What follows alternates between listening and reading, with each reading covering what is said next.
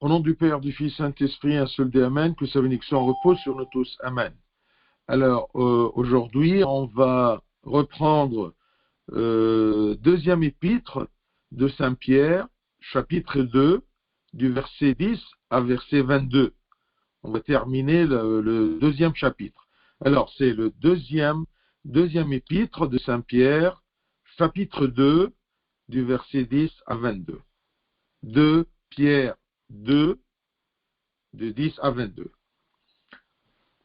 Ceux surtout, et si on parle toujours à propos des faux prophètes et des faux enseignants, ceux surtout qui vont après la chair dans un désir d'impureté et qui méprisent l'autorité, audacieux et arrogants, ils ne craignent pas d'injurier les gloires, tandis que les anges supérieurs en force et en puissance ne portent pas contre elles de jugement injurieux devant le Seigneur, mais eux, semblables à des brutes, qui s'abandonnent à leur penchant naturel et qui sont nés pour être prises et détruites, ils parlent d'une manière injurieuse de ceux qu'ils ignorent, et ils périront par leur propre corruption, recevant ainsi le salaire de leur iniquité.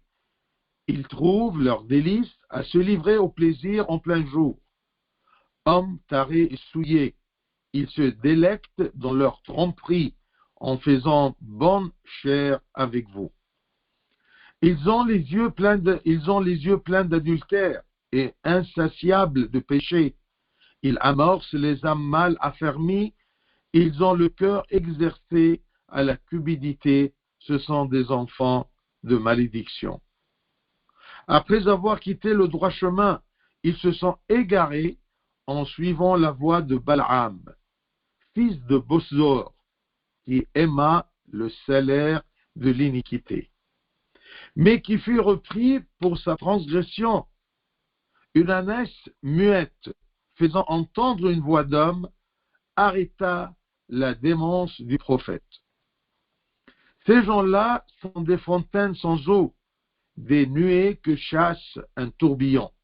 L'obscurité des ténèbres leur est réservée. Avec les discours enflés de vanité, ils amorcent par les convoitises de la chair, par les dissolutions, ceux qui viennent à peine d'échapper aux hommes qui vivent dans l'égarement. Ils leur promettent la liberté quand ils sont eux-mêmes esclaves de la corruption, car chacun est esclave de ce qui a triomphé de lui. En effet, si après s'être retirés des souillures du monde par la connaissance du Seigneur et Sauveur Jésus-Christ, ils s'engagent de nouveau et sont vaincus, leur dernière condition est pire que la première. Car mieux valait pour eux n'avoir pas connu la voie de la justice que c'est de détourner, après l'avoir connu, du saint commandement qui leur avait été donné. Il leur est arrivé ce qui dit un proverbe vrai: le chien est retourné à ce qu'il avait vomi, et la truie lavée s'est vautrée dans le bourbier. Gloire à notre Dieu éternellement. Amen. Alors, vous voyez, on parle de mauvais caractères.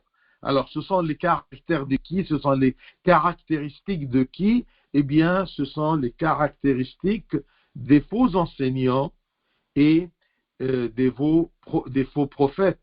Les gens qui essayent de faire répandre autre que la vérité à propos de Dieu. Ce sont les outils de Satan. Ce sont les hommes que Satan les utilise pour faire égarer les enfants de Dieu du chemin droit. Alors, c'est pour cela qu'il commence à dire, Saint Pierre, pour nous mettre loin de ces gens-là et nous mettre en garde de ces gens-là qui nous enseignent des choses fausses et qui disent qu'ils connaissent et ils sont des ignorants.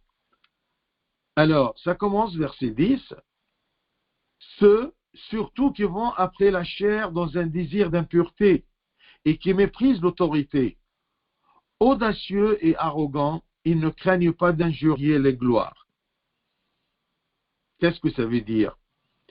Ça veut dire qu'il va commencer à caractériser ces faux enseignants. Comment les connaître? Ou plutôt, ces gens-là, comment ils vivent? Quel est leur intérieur? Quelle est leur vie? Eh bien, tout simplement, ce sont des gens qui vont après la chair, après les désirs de la chair, dans un désir d'impureté.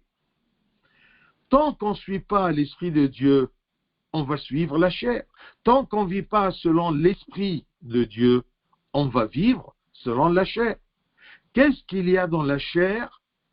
Que des désirs, et surtout des désirs d'impureté. La chair qui n'est pas contrôlée par l'Esprit de Dieu, c'est une chair qui se décline vers les désirs d'impureté. Ces gens-là, puisqu'ils ne disent pas la vérité, sûrement, ils vivent selon la chair, non pas l'Esprit de Dieu.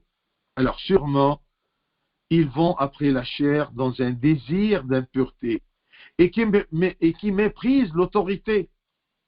L'autorité ici, ça veut dire les anges, les autorités célestes. Et on va comprendre ceci dans le verset 11, parce qu'il dit, tandis que les anges supérieurs en force et en puissance. Donc, ce sont les autorités. D'accord? Ces créatures célestes, lumineuses, supérieures, qui ont l'autorité de la part de Dieu. Alors, ces gens-là, qui vont après la chair dans un désir d'impureté et qui méprisent l'autorité. Audacieux et arrogants, ils ne craignent pas d'injurier les gloires. Donc l'autorité et les gloires, il veut dire ici les anges, parce que vous voyez, comme je vous ai dit, verset 11, tandis que les anges, supérieurs en force et en puissance, ne portent pas contre elles, donc contre ces personnes-là, du jugement injurieux devant le Seigneur, c'est-à-dire qu'ils sont audacieux et arrogants et ils ne craignent pas même d'injurier les anges. Ces anges-là qui n'osent pas juger les hommes. Regardez, les anges, qui sont une autorité, qui sont des gloires, qui sont supérieurs en force et en puissance, ne jugent pas les hommes, surtout ces gens-là qui sont des hérétiques, eh bien, on doit les imiter, on doit être au moins comme eux. Nous, les hommes, on juge les hommes. Eh bien non, parce que les anges n'osent pas juger les hommes, parce que ça, c'est le travail de Dieu. On juge le mauvais fait, on juge l'acte, mais on ne juge pas ceux qui ont fait ces actes-là. Alors Saint Pierre déclare que le châtiment de Dieu est sévère pour ces faux enseignants qui ont de mauvaises caractéristiques. Et il commence à citer ces caractéristiques, comme verset 10, l'impureté. Parce que ces gens-là se laissent emporter par les désirs de la chair et les mauvaises perversions sexuelles. Le sexe est créé dans l'homme, mais pour être contrôlé, pour être glorifié. C'est quelque chose que Dieu a créé dans l'homme. Mais si l'homme s'éloigne de Dieu, marche dans la voie tordue, eh bien, il va vivre les perversions sexuelles, les exagérations. Elle n'est plus contrôlée. Et bien sûr, ces gens aussi, si ils vivent l'impureté, ils vivent aussi l'orgueil. Bien sûr, tout ça, ce sont des caractéristiques des hérétiques, de ceux qui ne prêchent pas la vérité. Mais aussi, C'est les caractéristiques de tout ce qui s'éloigne de l'Esprit de Dieu, parce que l'Esprit de Dieu, c'est l'Esprit de vérité. Si je suis dans le faux, si je ne suis pas la vérité qui est le Christ nous a dit, je suis la vérité. Donc, c'est comme l'algèbre. Celui qui ne suit pas le Christ est dans le faux. Celui qui est dans le faux est un hérétique. Et un hérétique, il est caractérisé par l'impureté et par l'orgueil. Audacieux et arrogant. Audacieux et arrogant, même parce que ces hérétiques-là, ils attaquent même le Christ lui-même. Ils attaquent le Christ, l'Église, les pasteurs, les bergers, l'homme de l'Église, les catéchistes, les savants de l'Église, les docteurs de l'Église, prêchant bien sûr des idées étranges et osant l'immortalité et le mal. Ils sont fiers de leur orgueil au point de dire du mal, même des anges, des autorités, des supérieurs en force et en puissance.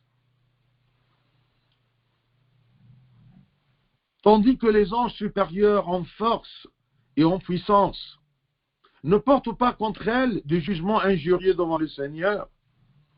Et eux, qu'est-ce qu'ils font? Ils ne craignent pas d'injurier ces anges-là. La justice des anges apparaît dans le fait qu'elle ne condamne pas les démons ou ces hérétiques-là, alors qu'ils abandonnent le jugement à Dieu. Nous devons donc les imiter. Ils sont supérieurs, ils sont glorieux, ils ont une force et une puissance, et malgré ça, ils n'osent pas juger les fautifs, juger les hérétiques, et juger même les démons. Ils ne jugent pas. Alors toi, ne juge pas les gens, mais juge les actes, refuse les actes, refuse de suivre leurs actes ou les imiter, mais ne juge pas les hommes. Qui es-tu pour juger les hommes? Si les anges, les supérieurs, ne le font pas, beaucoup plus toi, qui n'as pas cette autorité et cette supériorité des anges, d'accord, tu ne dois pas juger les autres. Ils ont aussi l'ignorance, ils sont ignorants. Regardez verset 12. Mais eux, ces gens-là, qui ne craignent pas même d'injurier les gloires, sont semblables à des brutes. Des brutes, c'est-à-dire, dans le vocabulaire français, ce sont les animaux. Une brute, c'est-à-dire une créature qui suit ses instincts sans réfléchir. Mais eux, semblables à des brutes qui s'abandonnent à leur penchant naturel. Ils suivent la chair, comme c'est écrit dans le verset 10. Vont après la chair dans un désir d'impureté, ainsi de suite. Donc, celui qui ne vit pas dans le grade humain, selon la nature humaine, qui doit suivre la vérité et doit contrôler les désirs de la chair, ils deviennent comme des brutes qui s'abandonnent, qui se lassent, qui se livrent à tout penchant naturel. Ce qu'ils veulent, ce qu'ils désirent, s'abandonnent à ces choses-là, sans se contrôler et sans penser et réfléchir. Est-ce que ce dont je désire, est-ce que ça convient avec Dieu ou pas, avec les commandements de Dieu ou pas? Mais eux, semblables à des brutes qui s'abandonnent à leur penchant naturel et qui sont nés, les brutes, et qui sont nés pour être prises et détruites, ils parlent d'une manière injurieuse de ce qu'ils ignorent. Et ils périront par leur propre corruption. Donc, ces gens-là qui ne sont pas sur la voie de la vérité, qui ne connaissent pas la vérité que Dieu nous révèle dans ses paroles et dans ses commandements et dans son Église, il les compare à des animaux prédateurs irrationnels, créés pour que les gens les chassent et les tuent. Car ces faux enseignants sont descendus à un niveau inférieur à celui des animaux, au lieu de persévérer leur dignité humaine rationnelle. Et la dignité humaine, c'est que ils ont une raison illuminée par l'Esprit de Dieu, parce qu'ils sont créés à l'image de Dieu. Mais quand on s'éloigne de cet Esprit de Dieu, quand on le refuse, et on refuse ses œuvres en nous, eh bien, semblables à des brutes qui s'abandonnent à leur penchant naturel et qui sont nés pour être prises et détruites. Ils ne sont pas créés pour la gloire ou l'héritage céleste, mais nous, les hommes, nous sommes créés pour être enfants de Dieu et pour être héritiers de la gloire céleste. Alors ces gens-là, qui sont semblables à des brutes, ils périront aussi comme ces brutes. Et la raison de leur perdition n'est pas extérieure à eux. Ce n'est pas quelque chose qui vient de l'extérieur qui les pousse à périr. Non, ça vient de leur intérieur, de leur volonté, de leur choix de s'éloigner de la bonne voie du chemin de Dieu pour être semblables à des brutes qui s'abandonnent à leur penchant naturel, qui mènent à l'impureté et qui mènent à l'audace et l'arrogance. Ensuite aussi, ces gens-là, qui sont loin de la vérité et qui prêchent le faux, se réjouissent toujours des désirs. Les faux enseignants sont préoccupés par les désirs matériels, malgré que tout ce qui est matériel est temporaire. Et malgré que ces désirs charnels, temporels, eh bien, est suivi ou sont suivis d'un châtiment éternel. C'est irrationnel. On connaît que tout ce qui est matériel, qui peut m'éloigner de Dieu, est temporaire et suivi d'un châtiment éternel. Et malgré ça, eh bien, je le suis, excusez-moi, comme des brutes qui s'abandonnent à leur penchant naturel. Regardez, on s'abaisse du niveau que Dieu nous a demandé et on suit les penchants naturels.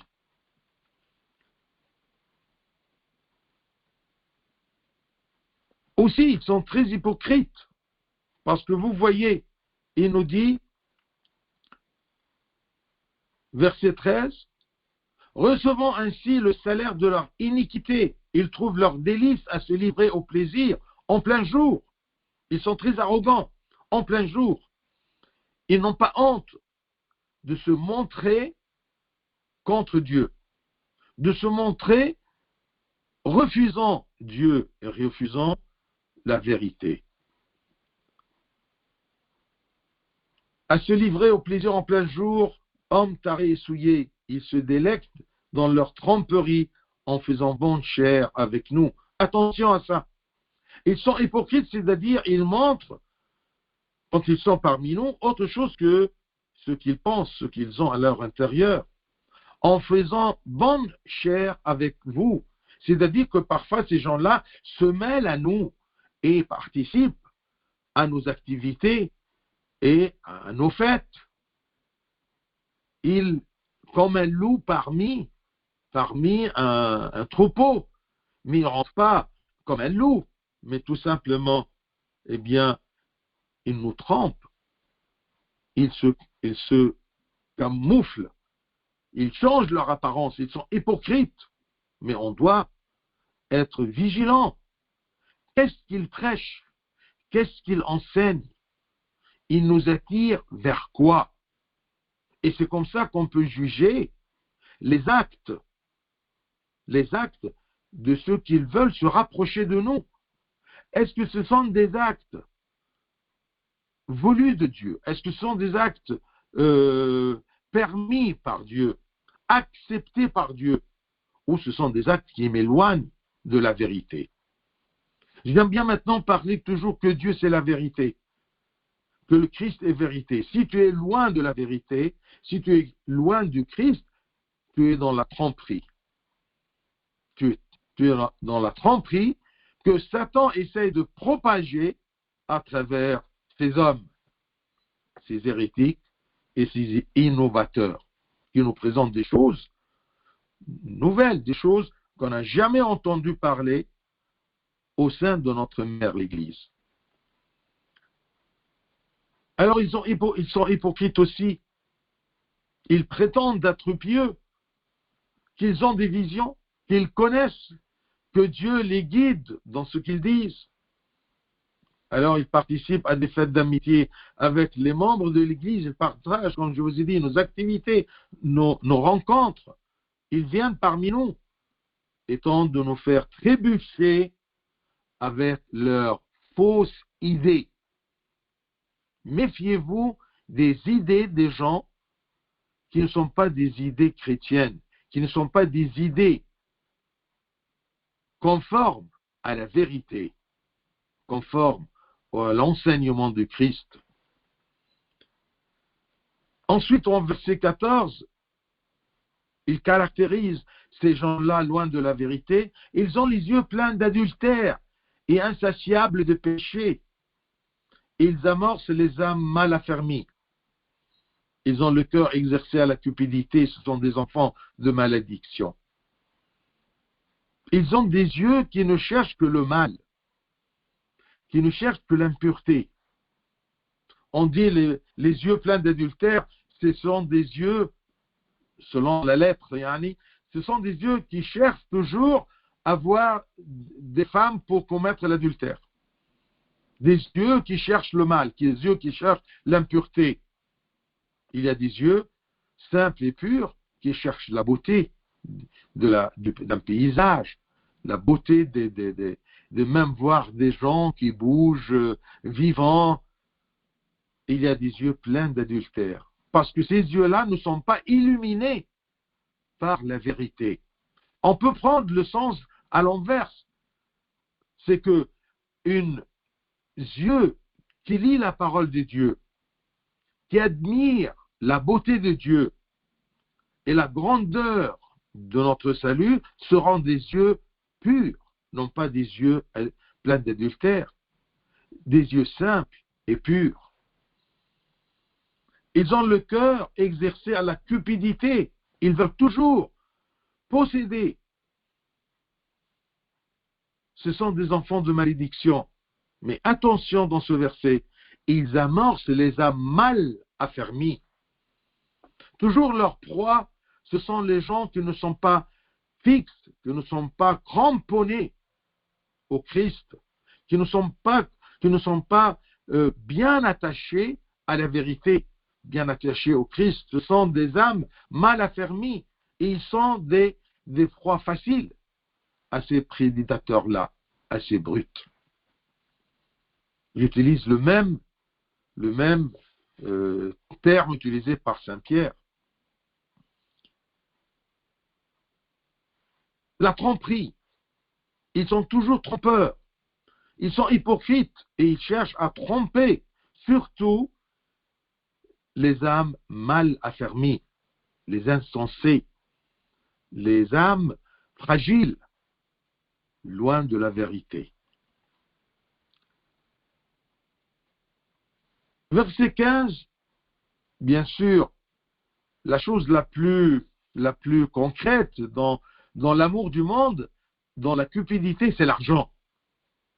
Oui, j'aime posséder la possession, ce qu'on appelle la cupidité. J'aime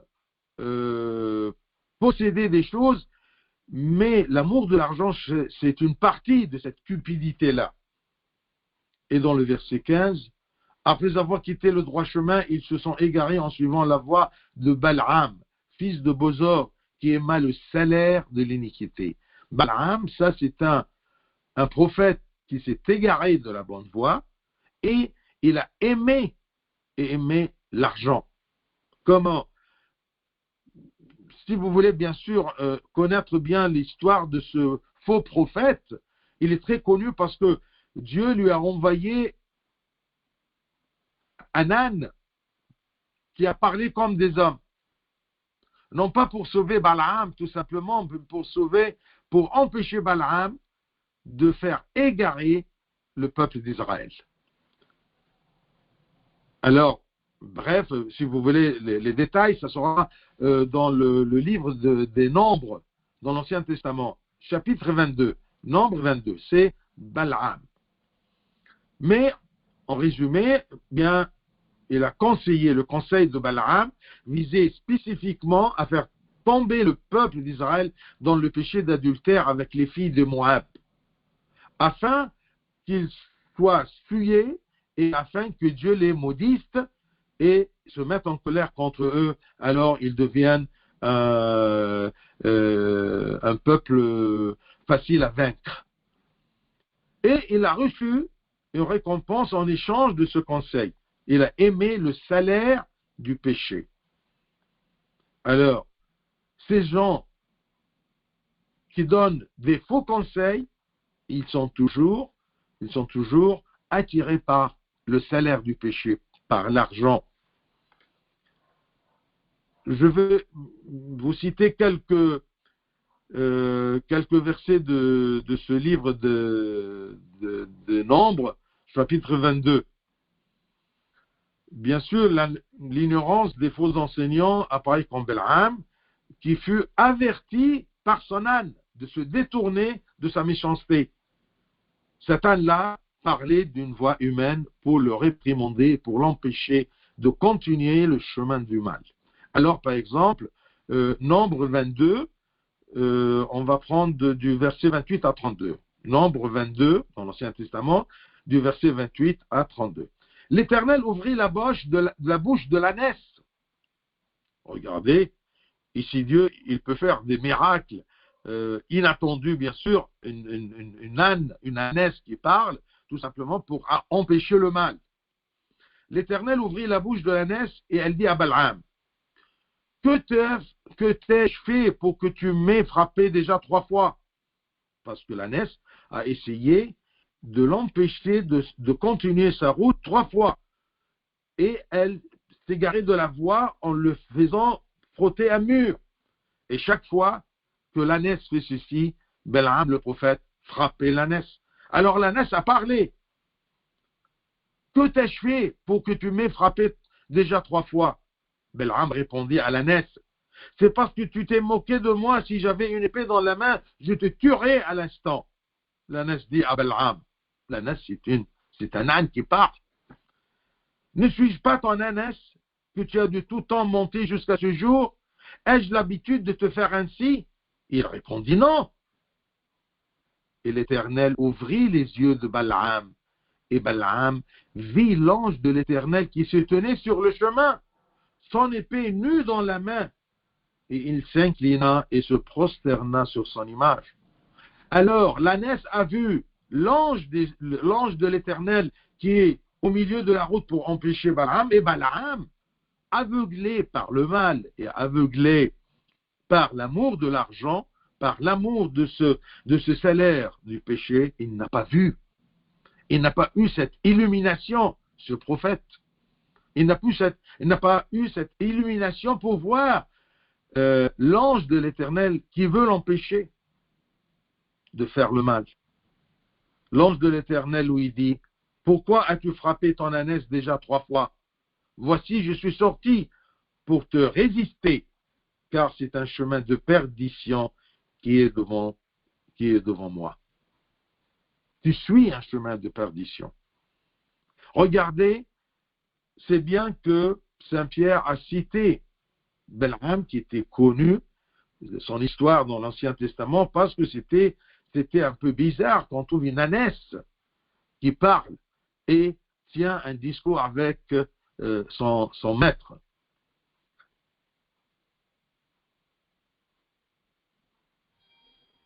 Le verset 16, mais qui fut repris pour sa transgression, une ânesse muette, faisant entendre une voix d'homme, arrêta la démence du prophète. Donc il était un prophète. Il connaissait Dieu, mais par amour de l'argent, il a quitté le chemin de Dieu. Il a prophétisé le faux pour pousser le peuple de Dieu de commettre le débauche pour qu'il soit déshonoré, qu'il soit refusé de Dieu.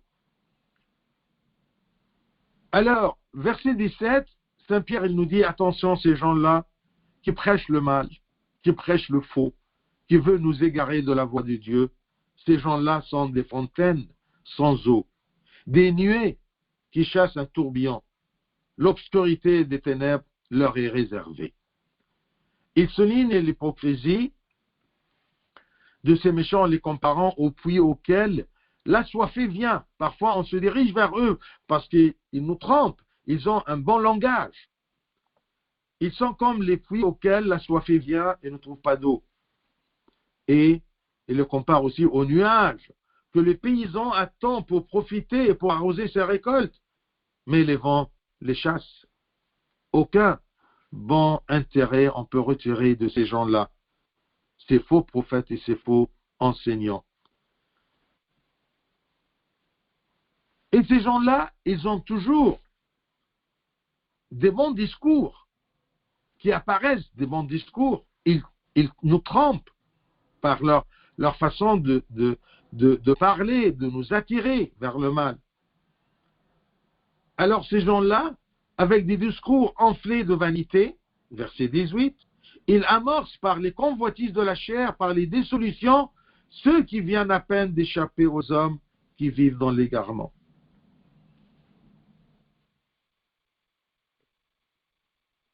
Leur discours est enflé de vanité. Et ils commencent à nous amorcer par les convoitises de la chair, en prêchant parfois la liberté, comme verset 19, ils leur promettent la liberté. Ils donnent un nouveau sens et un faux sens à la liberté. S'ils nous voient sur le chemin de Dieu en se contrôlant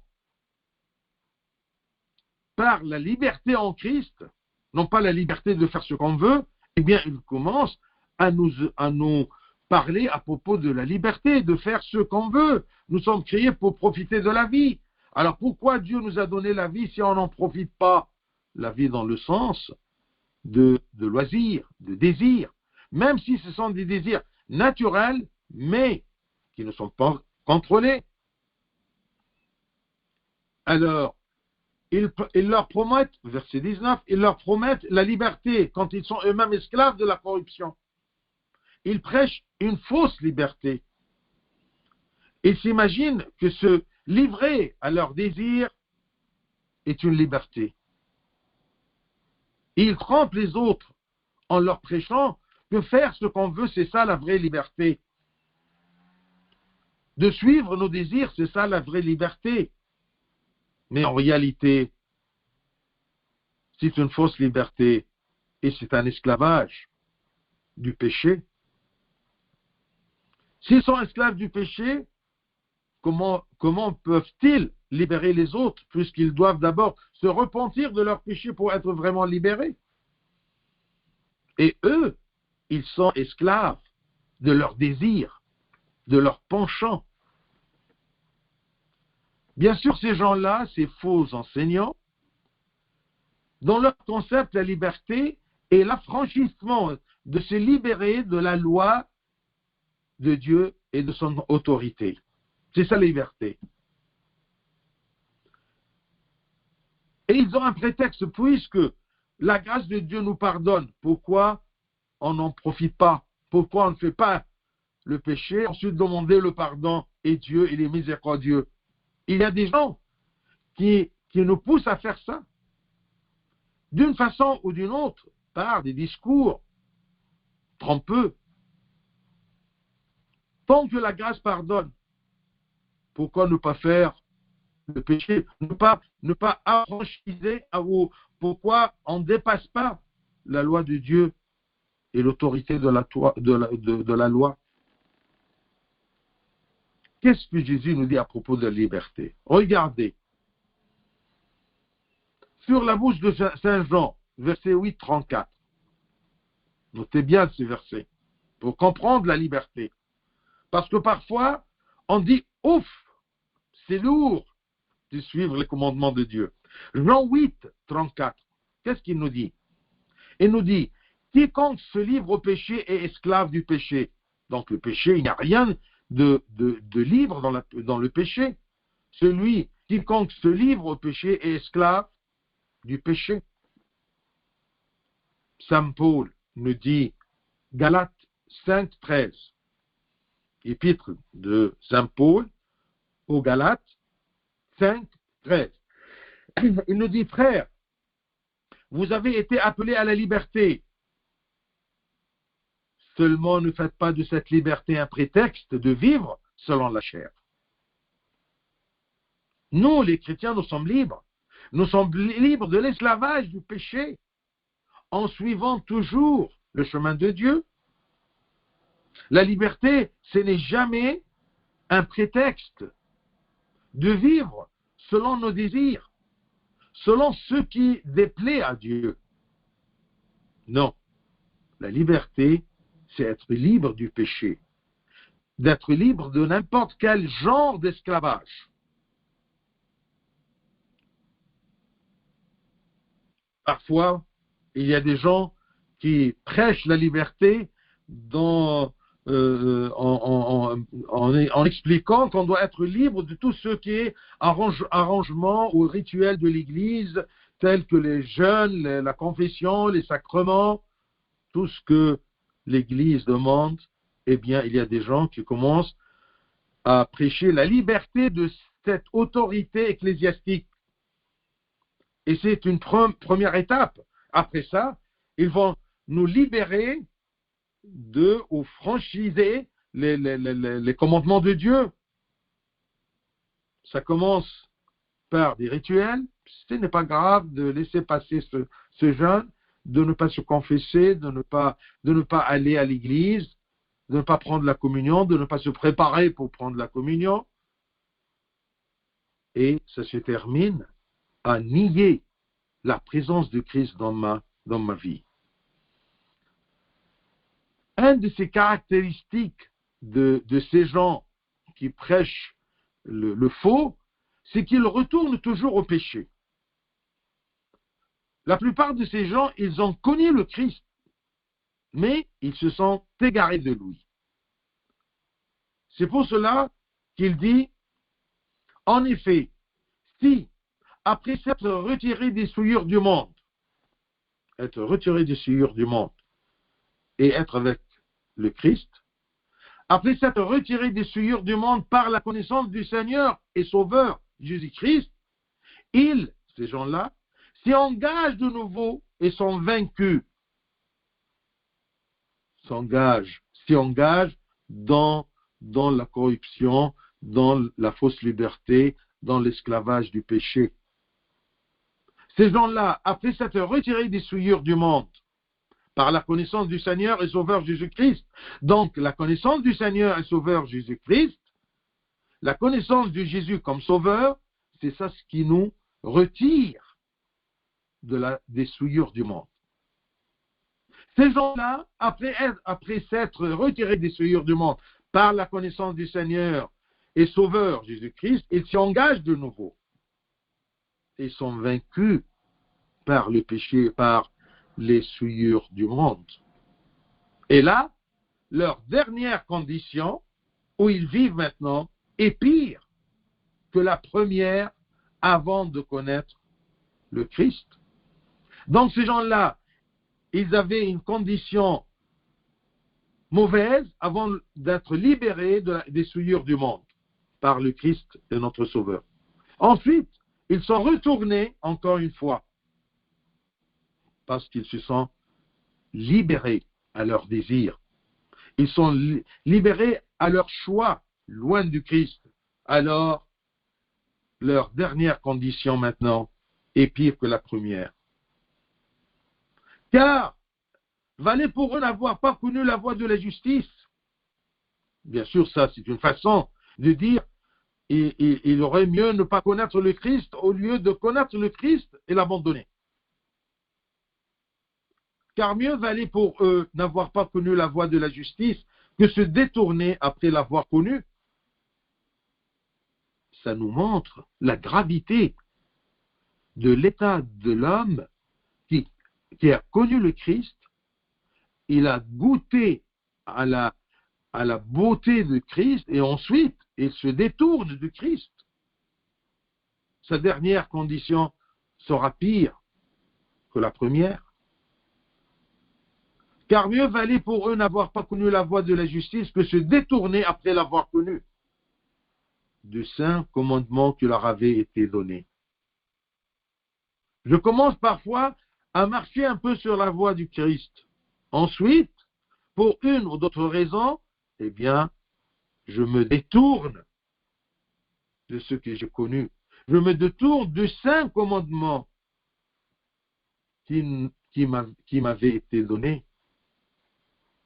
Quand je me rapproche de Dieu, Dieu me donne un commandement qui est saint pour sanctifier ma vie, pour renouveler ma nature humaine, pour me protéger des souillures du monde, parce qu'il est mon sauveur. Il me libère de ces souillures du monde. Imaginez-vous qu'après que j'ai connu ceci, je me détourne de mon Christ sauveur et je me détourne de son saint commandement qu'il m'a donné. Ma fin sera pire que mon commencement avant de connaître le Christ.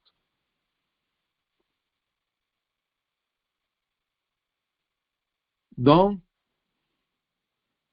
c'est grave de se détourner du Christ après avoir connu le Christ.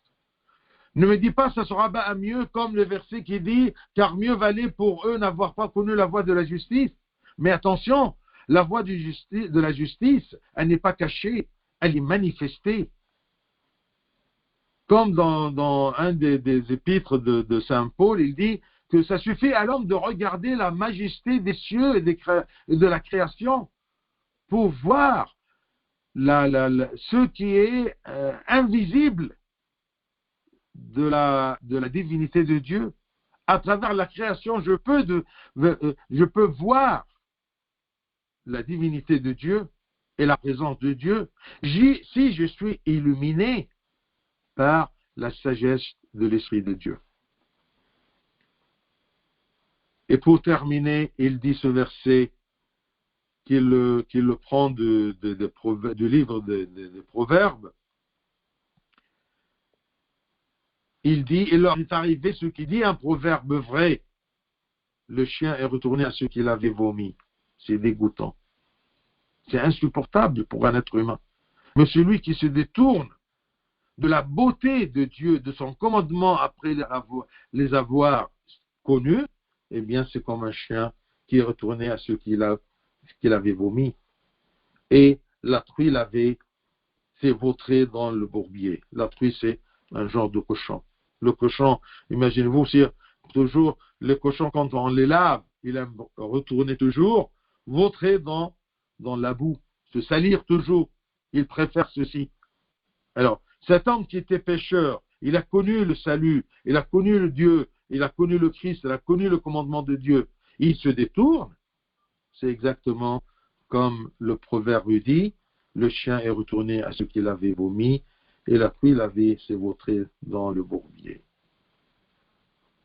Dieu accepte notre repentir toujours et notre chute par paresse, par faiblesse, mais ne soyons pas complaisants de peur que nous ne retournions aux encouragements du péché que nous avons oublié.